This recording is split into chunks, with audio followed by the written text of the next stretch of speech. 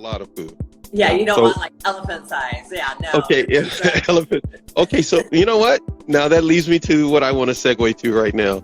All Okay, right. so in your life, have you had to deal with people who have given you or dumped on you elephant-sized poo? I mean, nonstop in the drug rehab industry, we are constantly, with every changing tide, there's new rules, regulations, insurance, laws, COVID, you name it. There is, and like right now, our South Lake Tahoe facility, we just had to evacuate it because of the fires up there. So I had to get my whole team, all the clients, all the staff out of their homes and bring them back to our main place in Santa Cruz because the fires almost burnt them down. And right now, the air quality up there is so poor still that we can't put anybody back there. So yes, to answer your question, daily. You've dealt with poo and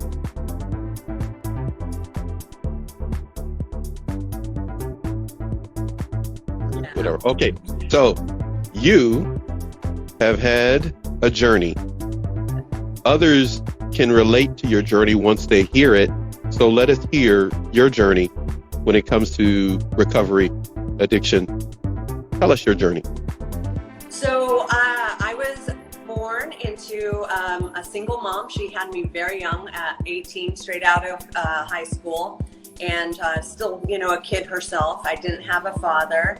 And some aunts and uncles. I was a very smart kid. I excelled. Like every Sunday, my mom and I went to the library. I was really good at math. Like I could add up the grocery receipt before it was even done. Like I had really great basic learning. Unfortunately, I started dabbling with drugs and alcohol at 11. I was a latchkey kid. So, my mom worked 2 jobs and it was my responsibility to get myself to school, get myself home, make myself dinner, do my own homework, which I could do, but I could also have a lot of freedom to do things that weren't so good.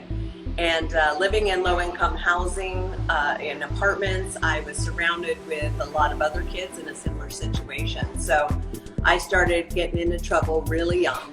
And like I said, I think I started drinking. My first drinks were at 11, started smoking cigarettes, and then just progressed from there. When it comes to the environment that you were in, you didn't have a lot of control over that. When it came to the people you were associating with, they were pretty much in the same situation you were in. Being a latchkey kid, a lot of people may not even understand and know what that means. But give a definition to that, because a lot of people that watch this show, they're just beginning their journey of either recovery or understanding maybe abuse.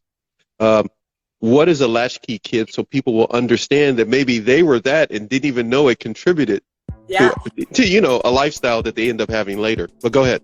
Yeah, I mean, and it's just so opposite of how it is in today's times, totally different than even how I raised my kids. So basically it was your parents worked, you didn't have a stay-at-home mom, so you had to be responsible for yourself. And so for myself, I would ride my bike to school. I would be there all day. I'd have to ride myself home. I'd have to do my own homework. A lot of times I made myself dinner. And we were trusted to do this from, 5th grade, 4th grade, 6th grade on, just out of necessity. It was how we survived back then. And it made me very independent, and I could take care of myself. I got very used to being self-sufficient and responsible, but it also gave me a lot of freedom without a lot of oversight, because my mom was working her butt off 2 jobs to support the 2 of us. And so I had a lot of time on my hands to get myself into trouble, which is what I did with that.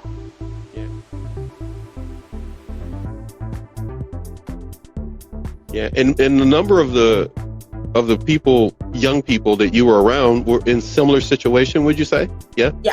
Like the majority of the people in my apartment complex, way similar situations, parents that were working or single parent households, or just parents that were sort of checked out. But there was a lot of us in a very similar situation. And when it's called latchkey because you actually, back then I didn't have a purse. We didn't have like reliable means of maintaining our stuff. So you had a key and you would literally wear it around your neck so that you could get in and out of your house. That was like the safest place to put your key. Yeah, you're getting some comments and love on the screen, and